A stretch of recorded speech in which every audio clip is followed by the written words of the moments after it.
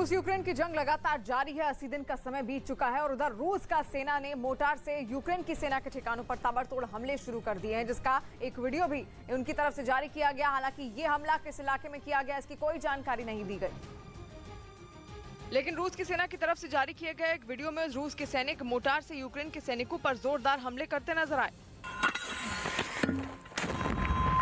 एक बार हमला शुरू होने के बाद रूसी सैनिकों ने यूक्रेन की सेना के ठिकानों पर मोर्टार की बारिश कर दी।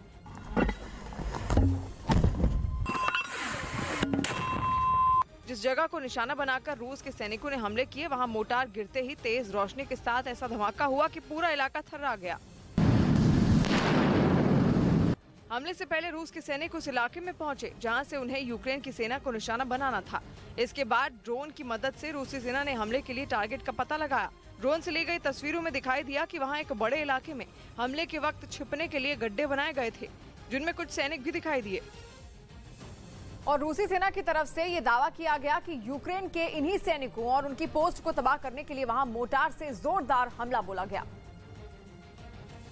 जिसके लिए टारगेट का पता चलते ही रूसी सैनिकों ने मोर्टार दागने के लिए लॉन्चर को वहां पर फिट कर दिया।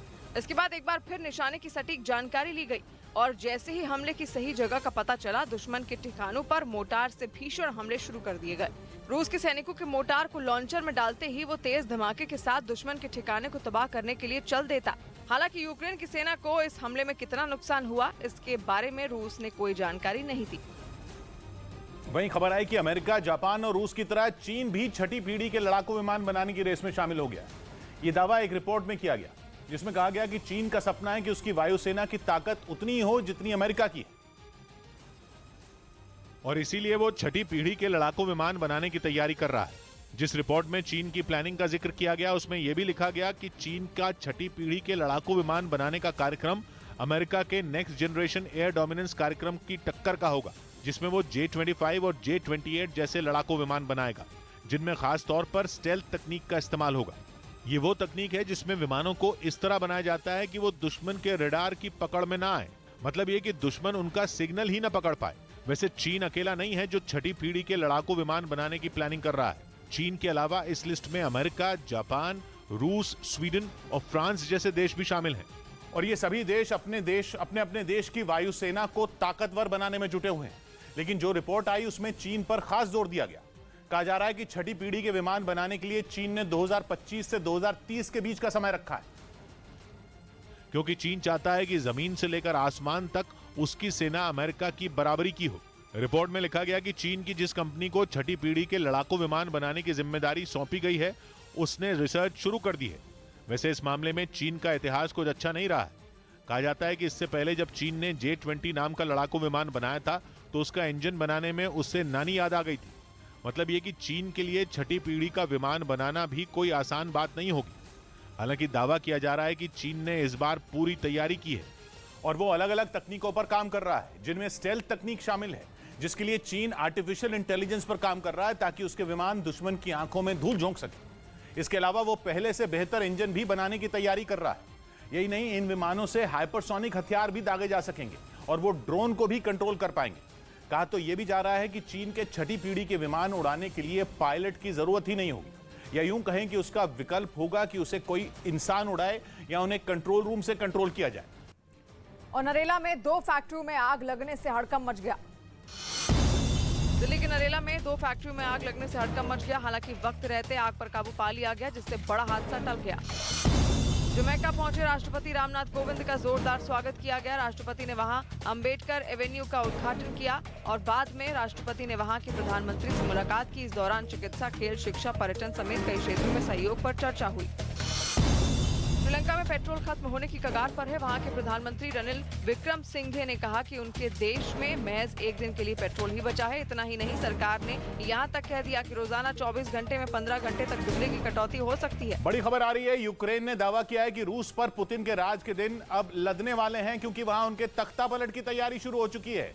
ब्रिटेन के स्काई न्यूज को दिए इंटरव्यू में यूक्रेन के इंटेलिजेंस चीफ ने यह बेहद सनसनीखेज दावा किया है। उन्होंने यहां तक कहा कि यूक्रेन ही इस जंग में जीतेगा और हार का खमियाजा पुतिन अपनी कुर्सी गंवाकर भरेंगे। जसप्रीत हमारे साथ मकरोब से लाइव जुड़ रही हैं। जसप्रीत, क्या पता चल रहा है? जी किशोर, ऐसी खबरें हैं कि पुतिन की कई करीबी जनरल और विदेश विभाग के अधिकारी उनका युद्ध में साथ छोड़ चुके हैं।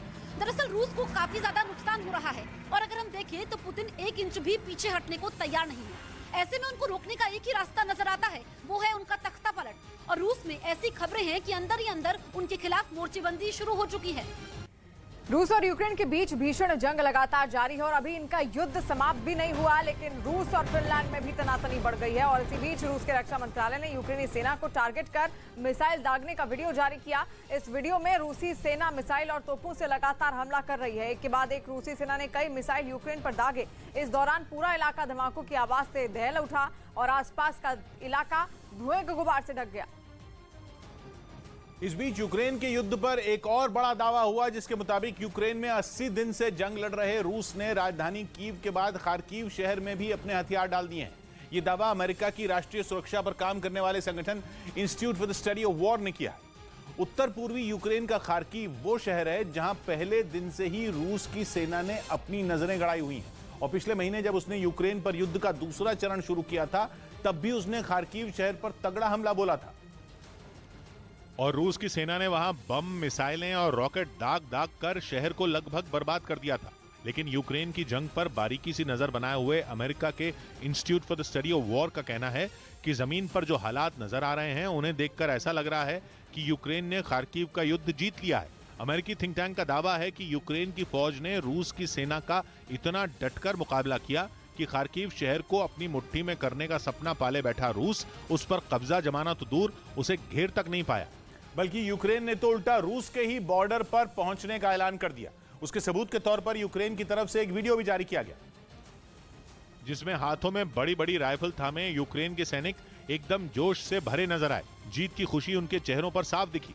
वो मुस्कुराकर थम्स अप और विक्ट्री साइन दिखाकर अपनी फतेह का डंका पीटते नजर आए। वीडियो में सैनिकों के पीछे ही यूक्रेन के झंडे के नीले और पीले रंग में रंगी एक बॉर्डर पोस्ट दिखी और यूक्रेन की सेना ये दावा करती सुनाई दी कि उसने ही अपनी उस बॉर्डर पोस्ट को रूस की सीमा पर वापस लगा दिया है। हालांकि यूक्रेन ने यह साफ नहीं किया कि ये वीडियो किस जगह का है, लेकिन कुछ मीडिया रिपोर्ट में दावा किया गया कि यूक्रेन की फौज ने इसे खार्किव के इलाके में ही शूट किया है। और इसी के बाद एक दिन पहले नेटो के महासचिव ने बहुत बड़ा बयान दिया और दावा किया कि अगर यूक्रेन को दूसरे देशों की और मदद मिली तो वो वाकई रूस के दांत खट्टे कर सकता है। और अपने दावे के पीछे उन्होंने यूक्रेन की जंग में रूस की सेना की कछुए जैसी चाल और उसे यूक्रेन से मिल रहे एक के बाद एक झटके मिलने को वजह बताया। नेटो के सेक्रेटरी जनरल येंस स्टोलनबर्ग ने बर्लिन में हुई एक मीटिंग में कहा कि यूक्रेन में रूस की जंग वैसी नहीं जा रही जैसी उसने प्लान की थी। रूस कीव पर कब्जा जमाने में नाकाम रहा, वो खार्किव के आसपास से भी निकल रहा है। रूस यूक्रेन पर जंग छेड़ने का अपना मकसद पूरा नहीं कर पा रहा। ऐसे में यूक्रेन ये जंग जीत सकता है। हालांकि येंस स्टोलनबर्ग ने इसके साथ ही ये भी जोड़ा कि अंतर्राष्ट्रीय मदद के बिना यूक्रेन का जीतना मुमकिन नहीं, इसलिए दूसरे देशों को उसे और मदद भेजनी होगी, तभी यूक्रेन रूस को मुंहतोड़ जवाब दे पाएगा। लेकिन नेटो महासचिव के बयान से उलट इस युद्ध पर नजरें बनाए हुए कई रक्षा विशेषज्ञों का मानना है कि यूक्रेन को ज्यादा दिन तक दूसरे देशों से मदद नहीं मिलने वाली, क्योंकि मदद करने वाले यूरोप के देशों की खुद की हालत जंग की वजह से बहुत खराब है। क्योंकि जंग की मार अकेले रूस पर ही नहीं पड़ रही, बल्कि पश्चिमी देशों को भी उसकी अच्छी खासी कीमत चुकानी पड़ रही है। ऐसे में अगर जंग और लंबी खिंची तो यूरोप से यूक्रेन को मिलने वाली मदद कम ही होगी, बढ़ेगी नहीं। जंग लड़ने के लिए खूब पैसा चाहिए होता है और रूस को उस पैसे का बहुत बड़ा हिस्सा यूरोप को तेल और गैस बेचकर मिलता है। रूस के पास इतनी गैस है कि यूरोप की जरूरत का करीब 40% हिस्सा अकेला रूस पूरा करता है। रक्षा विशेषज्ञों का मानना है कि अगर पश्चिमी देशों को यूक्रेन में रूस को धूल चटानी है तो उन्हें रूस की इस ताकत पर, रूस की इस कमाई पर ही करारा वार करना होगा। यानी यूरोप को रूस से तेल और गैस खरीदनी पूरी तरह बंद करनी होगी। लेकिन 3 महीने होने को आ गए और अब तक यूरोप के कई देश रूस से गैस खरीद रहे हैं, या यूं कहें कि वो रूस से तेल और गैस खरीदने को मजबूर हैं, क्योंकि अपनी जरूरत पूरी करने के लिए उनके पास और कोई चारा ही नहीं है। बल्कि जर्मनी और इटली जैसे नेटो के सदस्य तो गैस के लिए रूस के इतने मोहताज हैं कि अगर रूस ने उन्हें अपनी गैस बेचनी बंद कर दी तो दोनों देशों में उथल पुथल मच जाएगी। गैस नहीं मिली तो बिना जंग लड़े ही वहां लोगों की हालत मरने वाली हो सकती है, अर्थव्यवस्था चरमराने लगेगी। और अगर ऐसा हुआ तो लोगों का गुस्सा फूटेगा, और अगर गुस्सा फूटेगा तो सरकारें डोलने लगेंगी। इसलिए रक्षा विशेषज्ञों का मानना है कि पश्चिमी देशों के नेता अपनी कुर्सी जाने का रिस्क उठाने को तैयार नहीं। यही वजह है कि यूरोप में नेटो के जर्मनी जैसे बड़े सदस्य ने अब तक रूस से तेल और गैस खरीदनी बंद नहीं की है। जीत सका है और ना ही यूक्रेन के सैनिक घुटने टेकने को तैयार हैं। मारियोपोल में चल रही इस लड़ाई में रूस की तरफ से कादिरव के लड़ाके भी लड़ रहे हैं, लेकिन हैरानी की बात यह कि इस जंग में कादिरव ने शुरू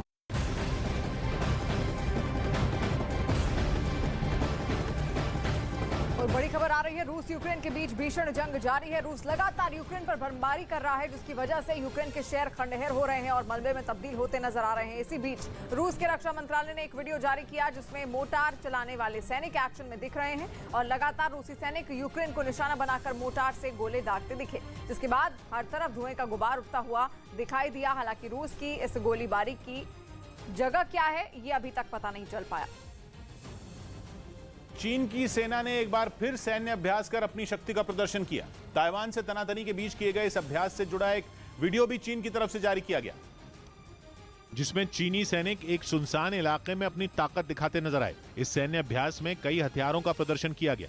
सामने आए वीडियो में चीन के कुछ सैनिक जंग के लिए अपनी पोजीशन लेते दिखाई दिए। इसके बाद उन्होंने अपने टारगेट पर वार करना शुरू किया, जिसके लिए उन्होंने एक के बाद एक कई रॉकेट और मिसाइलें दागी। इस दौरान घातक टैंकों से भी ताबड़तोड़ बम बरसाए गए। यही नहीं, चीनी सैनिकों ने लड़ाकू विमानों के हमलों से निपटने के लिए अपनी एयर डिफेंस सिस्टम की ताकत को भी परखा। हालांकि ये पता नहीं चल पाया कि चीन ने ये सैन्य अभ्यास किस जगह पर किया, लेकिन हाल के दिनों में उसने कई बार ताइवान की टेंशन बढ़ा दी है। कभी उसके लड़ाकू विमान ताइवान के एयर स्पेस में घुस जाते हैं, तो कभी उसके जंगी जहाज समुद्री सीमा का उल्लंघन कर देते हैं। यूक्रेन के सैनिकों ने रूसी फौज को मुंहतोड़ जवाब देने के लिए अलग अलग हथियारों को चलाने की ट्रेनिंग ली। इस अभ्यास का यूक्रेन की तरफ से एक वीडियो भी जारी किया गया, जिसमें जेलेंस्की के कुछ जवान ग्रेनेड लॉन्चर से हमले का अभ्यास करते नजर आए। सैनिकों ने सबसे पहले अपने टारगेट की पहचान की और फिर कई राउंड गोलाबारी की।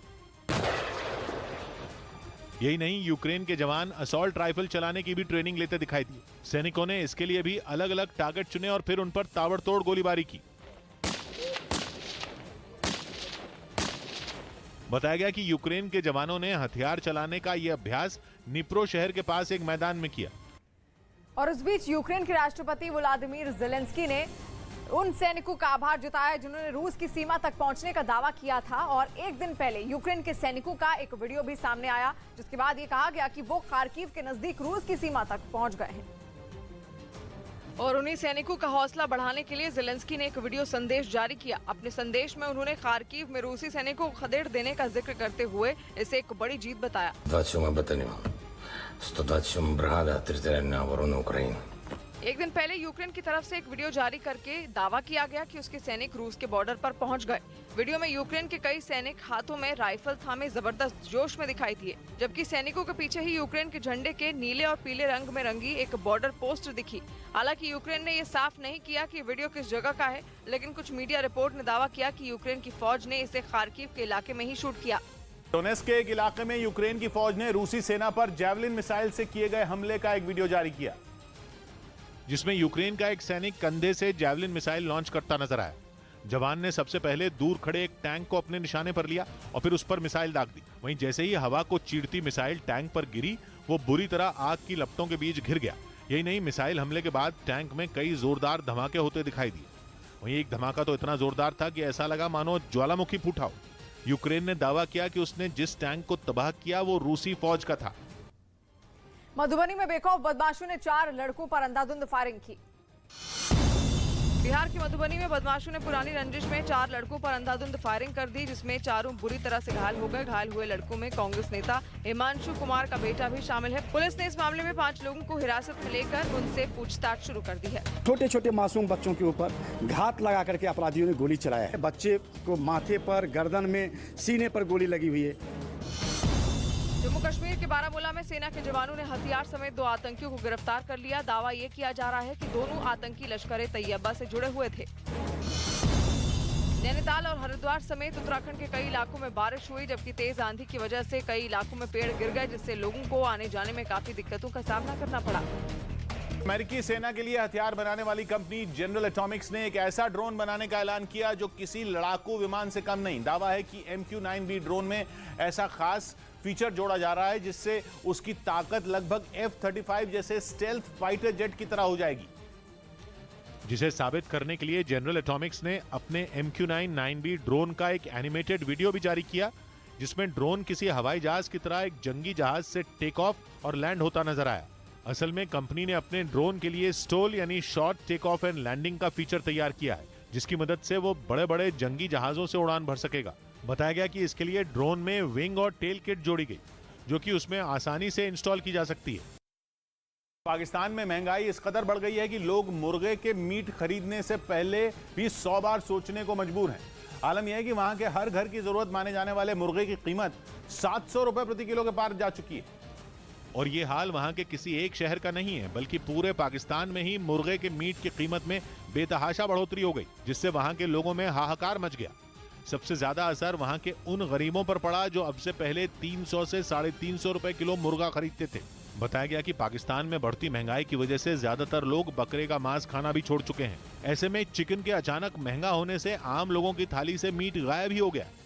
वहीं कारोबारियों का मानना है कि आने वाले दिनों में मुर्गे की कीमतों में और ज्यादा इजाफा होने की संभावना है, क्योंकि पाकिस्तान में मुर्गे की कमी है और मांग ज्यादा है।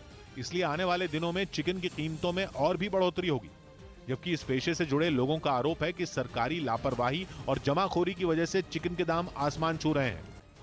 उधर यूक्रेन के ओदेसा में रूस के हवाई हमलों में यूक्रेन के पर्यटन स्थल समेत कई इमारतें तबाह हो गई हैं। इन हमलों में कुछ लोगों के घायल होने की भी खबर है और रूस के लड़ाकू विमानों ने वहां इतने बम बरसाए कि कई इमारतों में भीषण आग लग गई और देखते ही देखते वो आग में जलकर राख हो गई, जिसके बाद वहां राहत और बचाव का काम शुरू कर दिया गया। सामने आई है कि तस्वीर में यूक्रेन पुलिस के जवान हादसे वाली जगह पर पहुंचे नजारा लेते दिखे और खबर है कि रूसी सेना ने उस इलाके में हमले तेज कर दिए हैं, जिसकी वजह से वहां लगातार हमले के सायरन भी बजाए जा रहे हैं ताकि लोग सुरक्षित जगहों पर जाकर अपनी जान बचा सकें। चीन ने नेटो देशों को चेतावनी देकर दुश्मनी का एक और अध्याय शुरू कर दिया। चीन और रूस की दोस्ती नेटो देशों को फूटी आग नहीं सुहाती। अमेरिका तो हाथ धोकर चीन के पीछे पड़ गया, जिसका चीन ने भी बिना डरे जवाब दिया। लेकिन चीन और अमेरिका के बीच चल रही दुश्मनी में तब एक और अध्याय जुड़ गया, जब चीन ने नेटो देशों को चेतावनी दी कि उन्होंने यूरोप में जो किया वो एशिया में करने की जुर्रत न करें। एक रिपोर्ट में लिखा गया कि चीन ने दो टूक कहा कि अपनी विस्तारवादी नीति की वजह से नेटो ने यूरोप की लुटिया डुबो दी और अब वो एशिया में भी वही करने की कोशिश कर रहा है। चीन और अमेरिका में नहीं पड़ती, दोनों में 36 का आंकड़ा है। लेकिन ये पहली बार हुआ है जब चीन ने नेटो को एशिया के मुद्दे पर आंखें दिखाई हैं और उसे इंडो पैसिफिक रीजन से दूर रहने को कहा है। इंडो पैसिफिक रीजन में चीन की मनमानी को रोकने के लिए क्वाड बना था, जिससे चीन बौखला उठा था। लेकिन यूक्रेन युद्ध के बाद जिस तरह के हालात बने उन्हें चीन अपने फायदे के लिए इस्तेमाल करना चाहता है। पिछले कुछ समय से अमेरिका की नेवी इंडो पैसिफिक रीजन में सक्रिय हुई है और खबर आई थी कि अमेरिका और जापान की सेना ने समंदर में साझा अभ्यास भी किया था, जिसके बाद चीन की टेंशन बढ़ गई थी, क्योंकि चीन हमेशा से इंडो पैसिफिक रीजन में हुकूमत करना चाहता है। कहा जा रहा है कि नेटो देशों को चेतावनी देकर उसने यही चेताया कि यूरोप में जो कुछ भी हुआ उसके लिए नेटो ही जिम्मेदार है। चीन का कहना है कि नेटो यूरोप में विस्तार करके रूस को कमजोर करना चाहता है, क्योंकि जो देश नेटो में शामिल होंगे वो पुतिन के दुश्मन बन जाएंगे। या यूं कहें कि चीन मानता है कि रूस को कमजोर करने के लिए नेटो ने पहले यूरोप में मायाजाल फेंका और अब वो एशिया में वही करना चाहता है ताकि चीन कमजोर हो जाए। जम्मू कश्मीर के बांदीपुरा से 3 आतंकियों और उनके 4 सहयोगियों को गिरफ्तार किया गया। जम्मू कश्मीर के बांदीपुरा में एक एनकाउंटर की जांच के दौरान सुरक्षा बल ने लश्कर-ए-तैयबा के एक गिरोह का पर्दाफाश कर दिया। इस दौरान जवानों ने 3 आतंकियों और उनके 4 सहयोगियों को गिरफ्तार कर लिया। गिरफ्तार किए गए सहयोगियों में एक महिला भी शामिल है। असम के कई इलाकों में भारी बारिश के बाद हालात बिगड़ गए हैं। लगातार बारिश की वजह से तमुलपुर, मोजाई, नगाव जिलों में कई सड़कें और पुल टूट चुके हैं। कई रेलवे स्टेशनों पर पानी भर गया है। उधर यूक्रेन ने एक वीडियो जारी कर खार्किव से पुतिन की सेना को खदेड़ने का दावा किया। पिछले कई दिनों से शहर पर कब्जे के लिए वहां भीषण जंग चल रही है, जिसका जेलेंस्की की सेना की तरफ से वीडियो जारी किया गया, जिसमें खार्किव के अलग अलग इलाकों में यूक्रेन की सेना रूसी फौज पर कहर बनकर टूटती दिखी। जो वीडियो जारी किया गया उसमें रूसी सैनिकों को निशाना बनाकर आसमान से ताबड़तोड़ बम बरसाए गए। इसके बाद वहां एक के बाद एक कई जोरदार धमाके हुए और हर धमाके के साथ धुएं का गुबार उठता दिखा। वीडियो के एक दूसरे हिस्से में यूक्रेन की सेना ने एक इमारत के पास भी बमबारी की। धमाके की वजह से वहां आग और धुएं का बवंडर उठता दिखाई दिया। धूल और धुएं का गुबार छटा तो वहां मौजूद कुछ रूसी सैनिक जान बचाने के लिए उस इमारत में घुस गए, लेकिन तभी जेलेंस्की की सेना ने उन्हें निशाना बनाने के लिए वहां एक और बम गिरा दिया। इसके बाद हर तरफ धुआं छा गया। इस हमले में उस इमारत का एक हिस्सा भी धराशायी हो गया। इसी तरह यूक्रेन ने खार्किव के एक दूसरे इलाके में पुतिन की फौज को निशाना बनाकर हमले किए, जिसके बाद वहां मौजूद रूसी सैनिक जान बचाने के लिए भाग खड़े हुए। लेकिन इन हमलों में पुतिन की सेना के कितने सैनिक मारे गए इसकी जानकारी नहीं दी गई। वहीं यूक्रेन ने दावा किया कि इन हमलों के बाद रूसी सेना ने खार्किव शहर के पास मौजूद एक कल्चरल सेंटर को रॉकेट से निशाना बनाया, जिसमें उस कल्चरल सेंटर की 3 मंजिला इमारत पूरी तरह से बर्बाद हो गई, या यूं कहें कि रॉकेट से हुए हमले की वजह से पूरी इमारत मलबे के ढेर में बदल गई। जो वीडियो सामने आया उसमें हमले के बाद वहां से धुआं निकलता दिखा। देखने से ऐसा लगा जैसे कुछ देर पहले ही इस इमारत को निशाना बनाया गया था। इस दौरान वहां मौजूद फायर ब्रिगेड के कई लोग पानी की बौछार कर आग बुझाने की कोशिश में जुटे रहे। Ці повторились уже удари по цим об'єктам, але уже більше снаряд. यूक्रेन ने दावा किया कि जिस वक्त इमारत पर रॉकेट से हमला हुआ था उस वक्त वहां कई लोग मौजूद थे, लेकिन बेसमेंट में होने की वजह से उन्हें कोई नुकसान नहीं पहुंचा। और वहीं अज़ोवस्ताल स्टील प्लांट में फंसे हुए यूक्रेन के 250 से ज्यादा घायल सैनिकों को वहां से निकालकर सुरक्षित जगहों पर ले जाया गया है और वहां पर जारी भीषण जंग के बीच रूस की सेना इस बात के लिए तैयार हो गई है कि वो घायल सैनिकों को वहां से निकलने देगी। जिसके बाद अज़ोवस्ताल स्टील प्लांट से यूक्रेन के गंभीर रूप से घायल सैनिकों को निकाला जाने लगा। बताया गया कि 10 से ज्यादा बसों में यूक्रेन के 250 से ज्यादा घायल सैनिकों को वहां से निकालकर दूसरी जगहों पर ले जाया गया। इस दौरान अपनी बख्तरबंद गाड़ियों में रूस की सेना भी उस काफिले के साथ रही। हालांकि अभी भी बड़ी संख्या में यूक्रेन के घायल सैनिकों के स्टील प्लांट में फंसे होने की बात कही जा रही है। साथ ही प्लांट के अंदर यूक्रेन के वो सैनिक भी मौजूद हैं जो रूसी सेना का मुकाबला कर रहे हैं। यही वजह है कि रूसी सेना ने पूरी निगरानी में यूक्रेन के सिर्फ उन्हीं सैनिकों को बाहर निकलने दिया जो बुरी तरह जख्मी थे। इस बीच ज़ेलेंस्की ने अज़ोवस्ताल स्टील प्लांट से घायल सैनिकों के निकाले जाने पर खुशी जताई। यूक्रेन ने लुहांस्क में रूस के कुछ टैंकों पर हमले का वीडियो जारी किया। बताया गया कि ज़ेलेंस्की की सेना सिवर्स्की दोनेट्स नदी को पार कर रही थी। तभी उन्हें वहां रूस की फौज के कुछ टैंक खड़े नजर आए, जिन्हें यूक्रेन के सैनिकों ने निशाने पर ले लिया। जो वीडियो सामने आया उसमें साफ दिखा कि सिवर्स्की दोनेट्स नदी के आसपास के इलाके में दुश्मन के कई टैंक खड़े थे, जिन्हें यूक्रेन की फौज के तोपखानों से एक एक कर उड़ा दिया गया। हरे भरे इलाके में जहां तहां खड़े टैंकों पर जैसे ही ज़ेलेंस्की के सैनिकों की नजर पड़ी, उन्होंने उन पर हमला बोल दिया। वहां अच्छी खासी संख्या में पेड़ और झाड़ियां होने की वजह से कहीं कहीं आग भी लग गई। ऐसे में वहां से धुआं उठना शुरू हो गया और पुतिन की सेना के उन टैंकों के साथ उन पेड़ों को भी काफी नुकसान पहुंचा। ज्ञानवापी मस्जिद मामले में आज सुप्रीम कोर्ट में सुनवाई होगी। ज्ञानवापी मस्जिद मामले में मुस्लिम पक्षकार की याचिका पर आज सुप्रीम कोर्ट में सुनवाई होगी। इस याचिका में ज्ञानवापी मस्जिद में कराए जा रहे सर्वे पर रोक लगाने की मांग की गई है। छत्तीसगढ़ के बेमेतरा में करीब 20 दिन बाद एक लड़के की हत्या के आरोप में उसके पिता को गिरफ्तार कर लिया गया। पुलिस के मुताबिक बेटे ने पिता से बाइक दिलाने की मांग की थी। इस बात से नाराज पिता ने अपने ही बेटे की गला रेत कर हत्या कर दी थी।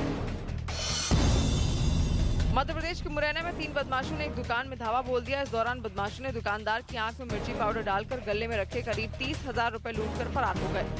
रूस ने लुहांस्क में यूक्रेन की किलेबंदी ध्वस्त करने का वीडियो जारी किया। दावा किया गया कि पुतिन की सेना ने यह हमला वहां बिजली बनाने वाले एक प्लांट के पास किया, जिसे साबित करने के लिए रूस की तरफ से एक वीडियो जारी किया गया, जिसमें साफ दिखा कि जंग के मैदान में उतरे यूक्रेन के सैनिकों ने उस थर्मल पावर प्लांट के पास अपना एक ठिकाना बना रखा था। लेकिन जैसे ही रूसी सैनिकों को उनके इस ठिकाने की भनक लगी, उन्होंने उसे ध्वस्त कर दिया।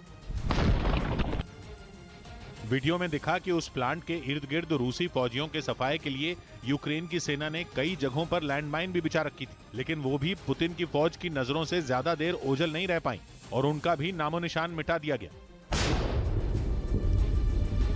इस पूरी कार्रवाई के दौरान रूस के सैनिकों के बीच बढ़िया तालमेल देखा गया, जिस वजह से वो बेहद आसानी से उस इलाके से यूक्रेन की सेना को खदेड़ने में कामयाब हो पाए। कांग्रेस के जनरल सेक्रेटरी और दूसरे अधिकारियों की आज बैठक होगी। कांग्रेस के जनरल सेक्रेटरी और दूसरे अधिकारियों की आज बैठक होने वाली है। इस बैठक में उदयपुर में आयोजित चिंतन शिविर में लिए गए फैसलों को लागू करने की योजना पर चर्चा होगी। पाकिस्तान के कराची में एक जोरदार धमाका हुआ, जिसमें एक महिला की मौत हो गई। इस हादसे में करीब 10 लोग बुरी तरह जख्मी हो गए। यूक्रेन के विद्रोहियों के डोनेस्क में ज़ेलेंस्की के कुछ सैनिकों पर हमले का वीडियो रूस की तरफ से जारी किया गया। बताया गया कि यूक्रेन की फौज को तबाह करने के मकसद से उसके फौजियों को निशाने पर लिया गया, जो कि सामने आए वीडियो में दिखा भी। उसमें यूक्रेन के कई विद्रोही डोनेस्क के अलग अलग इलाकों में यूक्रेन की फौज को निशाना बनाते नजर आए। कहीं तोपखाने से तो कहीं टैंक से उन लोगों ने ज़ेलेंस्की के सैनिकों पर हमला किया। उन्हें देखकर ऐसा लगा मानो वो उन्हें खत्म करके ही दम लेंगे। वहां के एक इलाके में यूक्रेन के उन विद्रोहियों ने तो ऐसी तबाही मचाई कि जगह जगह एक के बाद एक कई धमाके होते चले गए। कहीं यूक्रेन के सैनिक निशाने पर आए तो कहीं उसकी फौज के हथियार, तो कहीं हमलों से यूक्रेन के सैन्य ठिकाने को उजाड़ने की साजिश रही। उधर यूक्रेन से छिड़ी जंग के बीच रूस की सेना ने एक वीडियो जारी किया है, अपने हथियारों की ताकत दिखाई है और रूस ने दावा किया कि इन हथियारों की मदद से उसके सैनिकों ने यूक्रेन की सेना पर भीषण हमले बोले। और उन्हीं हमलों को दिखाने के लिए रूस की सेना की तरफ से एक वीडियो जारी किया गया। इसमें रूसी सैनिक मल्टीपल रॉकेट लॉन्चर की मदद से ताबड़तोड़ रॉकेट दागते हुए नजर आए। अलग अलग इलाकों में किए गए इन हमलों में रॉकेट लॉन्चर से रॉकेट की बारिश होती दिखाई दी। यही नहीं, वीडियो में रूस के सैनिकों के तोप से किए गए हमलों को भी दिखाया गया। एक जगह तो रूस के सैनिक एक साथ 3 तोपों से गोले दागते नजर आए। हालांकि रूसी सेना के वीडियो में जिन हमलों को दिखाया गया वो यूक्रेन के किन इलाकों के हैं, इसकी जानकारी नहीं दी गई। वहीं लुहांस्क को यूक्रेन के दूसरे हिस्सों से जोड़ने वाले रेलवे पुल को यूक्रेन की सेना ने उड़ा दिया। यूक्रेन का दावा है कि इस रास्ते का इस्तेमाल कर रूस की सेना लुहांस्क के कुछ इलाकों पर चढ़ाई कर रही थी, इसलिए उसने पुल को ध्वस्त कर रूस की फौज को रोकने की कोशिश की, जिसका एक वीडियो खुद यूक्रेन की सेना ने जारी किया, जिसमें उस रेलवे पुल को गिराने के लिए एक साथ 2 बड़े धमाके होते दिखाई दिए। धमाके इतने जोरदार थे कि उनकी आवाज कई किलोमीटर दूर तक सुनाई दी और ब्लास्ट के बाद वहां से काफी ऊंचाई तक आग की लपटों के साथ धुएं का गुबार उठता नजर आया। यूक्रेन ने दावा किया कि इस रेलवे पुल को धमाकों के जरिए उड़ाकर उसने लुहांस्क में रूसी सेना को मिलने वाली मदद के रास्ते को बंद कर दिया।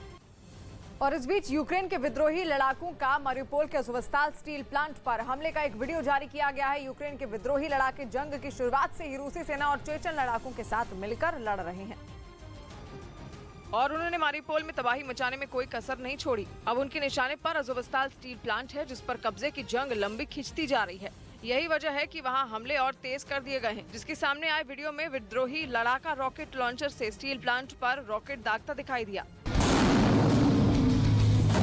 जैसे ही वो रॉकेट दाग कर पीछे की तरफ हटा, एक दूसरे लड़ाके ने अपने कंधे पर रखे लॉन्चर से एक रॉकेट स्टील प्लांट की तरफ दाग दिया।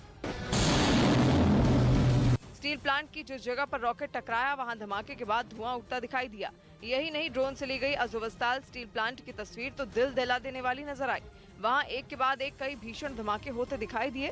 एक धमाका तो इतना जोरदार था कि मानो जमीन के नीचे से ज्वालामुखी फट गया हो। बताया गया कि स्टील प्लांट के कई और हिस्सों में भी ऐसे ही जोरदार हमले किए गए। ज्ञानवापी मस्जिद परिसर में शिवलिंग मिलने का दावा किया गया।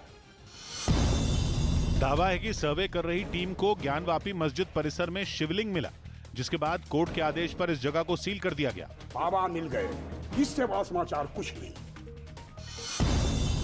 असम और केरल में भारी बारिश की वजह से कई घर तबाह हो गए। प्रधानमंत्री मोदी बुद्ध जयंती के मौके पर नेपाल के लुम्बिनी पहुंचे, जहां उन्होंने माया देवी मंदिर में पूजा की और अपने भाषण में राम मंदिर का भी जिक्र किया। नेपाल के बिना हमारे राम भी अधूरे हैं।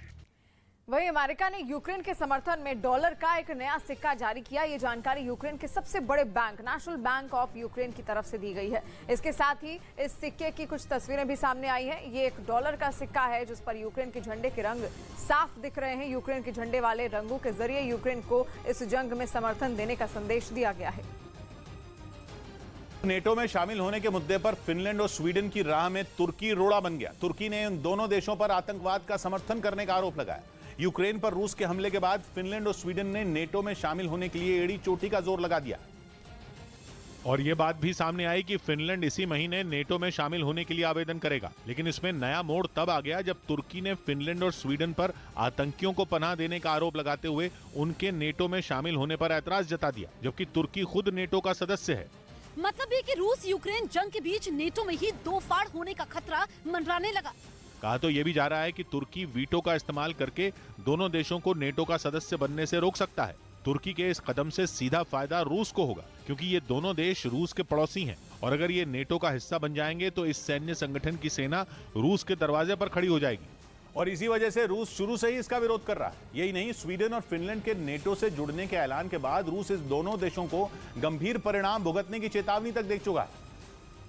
और तो और रूस ने फिनलैंड से जुड़ी अपनी 1300 किलोमीटर की सीमा पर सेना तक तैनात कर दी। यही नहीं, पुतिन ने परमाणु हथियार और हाइपरसोनिक मिसाइल भी तैनात करने की धमकी दी। लेकिन रूस की इन धमकियों के बाद भी फिनलैंड और स्वीडन नेटो में शामिल होने के अपने फैसले पर अडिग रहे। इसके बाद पश्चिमी मीडिया की तरफ से ये तक दावा किया गया कि पुतिन बौखलाहट में यूक्रेन की तरह ही फिनलैंड और स्वीडन पर हमला बोल सकते हैं, लेकिन अब तुर्की ने भी इन दोनों देशों के नेटो में शामिल होने का विरोध शुरू कर दिया। हालांकि तुर्की को अपने इस कदम से अमेरिका के नाराज होने का डर भी है, क्योंकि अमेरिका चाहता है कि समान विचारधारा वाले रूस के सभी पड़ोसी देश नेटो का सदस्य बने, ताकि रूस की घेराबंदी की जा सके, ताकि नेटो का सदस्य होने के बाद भी तुर्की इसके लिए राजी नहीं।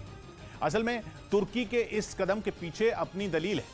उसका आरोप है कि स्वीडन और फिनलैंड कई आतंकी संगठन का समर्थन करते हैं, जिनमें कुर्दिस्तान वर्कर्स पार्टी भी शामिल है, जिसके आतंकी कई साल से तुर्की पर गुरिल्ला हमला करते रह रहे हैं। और तो और 1997 में अमेरिका इसे आतंकवादी संगठन घोषित कर चुका है। यही नहीं, इस आतंकी संगठन का समर्थन करने पर अमेरिका स्वीडन को फटकार तक लगा चुका है। लेकिन तुर्की का आरोप है कि अमेरिकी फटकार के बाद भी फिनलैंड और स्वीडन इस आतंकी संगठन को हथियार मुहैया करवाते हैं। यही नहीं, इस आतंकी संगठन के सीरिया में भी कई ठिकाने हैं। लेकिन तुर्की की परेशानी यह है कि सीरिया और उसकी सीमा एक दूसरे से जुड़ी है। तुर्की का आरोप है कि स्वीडन और फिनलैंड की मदद पाकर कुर्दिस्तान वर्कर्स पार्टी के आतंकी उसे निशाना बनाकर लगातार हमले करते हैं। इसी वजह से तुर्की सीरिया में रूस के साथ अच्छे संबंध चाहता है, क्योंकि सीरिया के राष्ट्रपति बशर अल असद रूसी राष्ट्रपति पुतिन के बेहद करीबी हैं, जबकि तुर्की और सीरिया के संबंध ठीक नहीं हैं। लेकिन नेटो का सदस्य होने के बाद भी तुर्की और रूस के बीच अच्छी दोस्ती है। ऐसे में तुर्की रूस के जरिए सीरिया में अपने ऑपरेशन को अंजाम देने या यूं कहें कि इस आतंकी संगठन के खिलाफ कार्रवाई में जुटा है, ताकि आने वाले दिनों में सीरिया की तरफ से उसे किसी तरह की कोई दिक्कत का सामना न करना पड़े। हालांकि नेटो चीफ येंस स्टोल्टनबर्ग ये दावा कर रहे हैं कि तुर्की को मना लिया जाएगा।